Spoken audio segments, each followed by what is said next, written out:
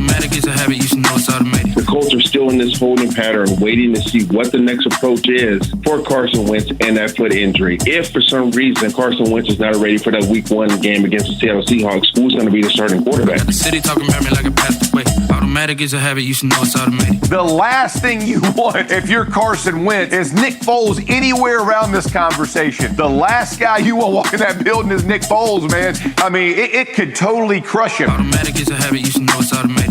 I've been getting to it, I ain't noticed y'all was hating. Brand new chicks, you don't know the occupation. I just want to know that I can hold a conversation. Oof, I don't know what y'all debating.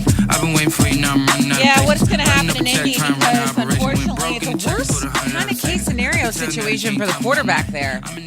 Good morning. Keyshawn, Jay, Will, and Zubin here, presented by Progressive Insurance. Guests join us on the Goodyear Hotline. My name is Shay Cornett, filling in for the dudes this morning, as is Bart Scott over there. We're just waking up.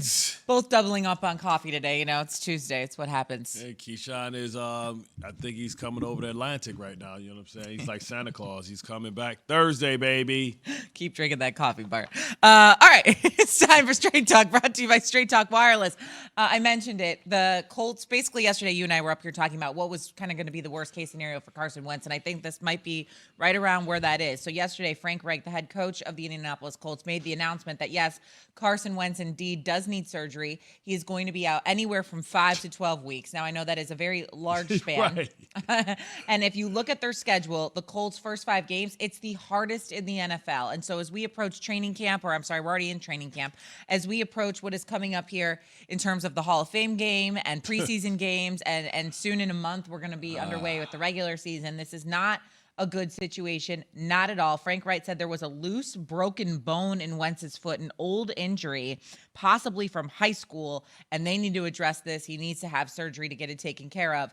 And so this is now Jacob Eason's job. More on that in a minute, but first, let's hear from the head coach of the Colts, Frank Wright, on his thoughts on Carson Wentz. Just knowing Carson, I'm optimistic. You know, knowing that this is a type of injury you don't have to be pain-free to play in. And I know Carson's level of toughness. I know he can play with pain. So, you know, you have, with this injury, from listening to the doctors, you have to get to an acceptable level of pain, and then you can start playing. So that could happen early, and if you decide he can play, and then just it keeps getting better as we go, but play for a few weeks with that pain. So, and then best case, though, is the pain leaves early. So that's the reason for the optimism. I feel for Frank Reich. Look, he put all his eggs in Carson Wentz's basket, and then this is what happens. I mean, yesterday during that press conference, he looked like he was about to cry half the time, and I felt for him. I really did. It's time for Straight Talk, brought to you by Straight Talk Wireless. Bart, what say you? I mean, that's the craziness, right? When you think about it, who knew that Carson Wentz really was Elijah Price from Unbreakable, right? Who knew? Who knew that's what he was? I mean, because this guy is always injured. He's Mr. Glass, and you know, you talk about, you know, when I listen to what Frank Wright is saying. Basically, he's putting the onus right on Carson Wentz. And this is the problem. I think he may potentially could force him back too early, because if they lose, those first 5 games, then it's panic mode, right? Because it's like no team ever went to the playoffs when they started 0-5, and I think one team came close, or maybe one did. I don't know. Don't at me, please, people.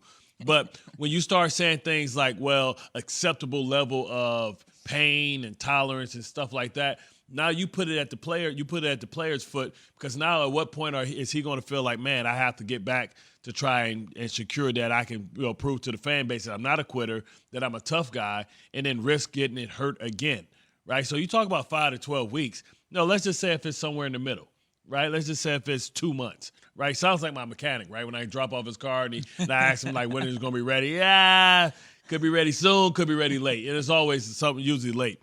But, you know, putting the pressure on Carson with the fact that he's going to have to try and say acceptable pain tolerance, that's where you get into a slippery slope, right? Because that's where you get into the world of painkillers, and you get into the world of injections, and you get into the world of, you know what I mean, trying to manage pain. And that's a place where athletes shouldn't have to be. But Frank Wright just put the onus and the pressure right, you know, squarely on the shoulders or the feet at the feet of Carson Wentz. And I mean, I'm just throwing out the obvious here. Opposing defenses knowing you're banged up No, a of little course. bit and knowing that you are playing through pain, I'm sure not a good thing. Yeah, and they're going to set you on fire, right? So what they're going to say is, okay, well, we know that he wants to stay in the pocket. They may be going to try and protect him from himself, going to do short throws, screen passes, bubble passes, lean on. Just his presence alone is better than what we have in Eason. So if I'm a defensive coordinator, I'm going with A-gap blitzes. I'm going with interior blitzes to get him off his spot, to make him have to move. And, I don't know if it's that this is his plant foot. If it's his right foot, it's his plant foot. And that's the foot that's going to take the bulk of the torque from him stepping back 5-step, 7-step drop, being able to try and throw the ball early, loading up, does it change his mechanics, and then you start getting the compensation. So it's important that, they make sure that if they're going to lose any game or they're going to win any game, it has to be that Tennessee Titans game. You have to win that game because out of all the games that matter the most, it's the one within the division that counts the most, right? Okay. So if you can get that Titans game, at least they can't run away from you too far. They hopefully can still be in striking distance, and maybe, just maybe, you can find a way to win one of those other games based on running the ball and defense. But I don't know if you can stay pat with these guys that you have behind the center. I think they're going to have to go out and make a move, and the obvious move, right? And you can see Tricky Nicky out there already planting the seeds. Well, I'm a lot better now than I was when I won the Super Bowl. Oh, you mean you're the third-string quarterback for the Chicago Bears, but you're better than when you won the Super Bowl? Like, come on, really? Like who you trying? Yeah, okay, I got some oceanfront property in Wyoming too to sell to you. Like, come on, Tricky Nicky. Speaking of Nick Foles, why don't we hear from him? Yesterday, all three quarterbacks for the Bears spoke, and one of those was Nick Foles, all three, because he is the third stringer at this point in Chicago, and he had, let's just say, a passionate answer about Frank Reich and playing for the Colts. Listen, Frank Reich is one of my favorite, if not favorite, coaches of all time. He understands me as a player. He understands me as a person. But, right, I haven't had any talks with him. I don't know. I'm a Chicago Bear right now. He knows me. He understands. I mean, y'all watched the 2017 season in the playoffs where he changed the offense and built it around me, and y'all saw what happened. So he understood my mentality as a player, and he was able to build it around me and put me in a successful position and my teammates.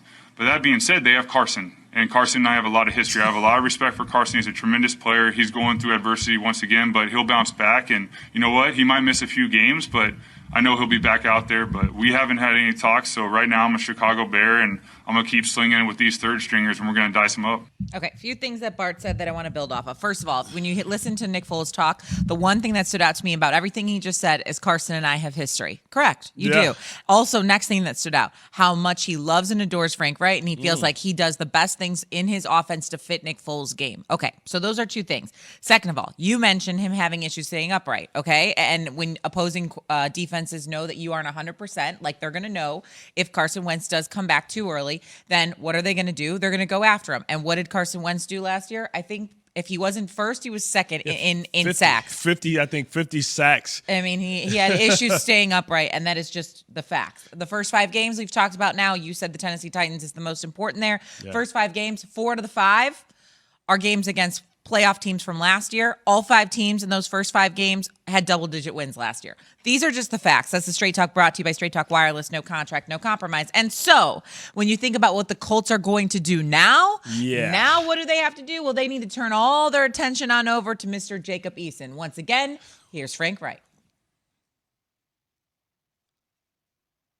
And Frank Reich on. We're very confident in the quarterback room that we have. Love Jacob. He's, I think he's making good progress.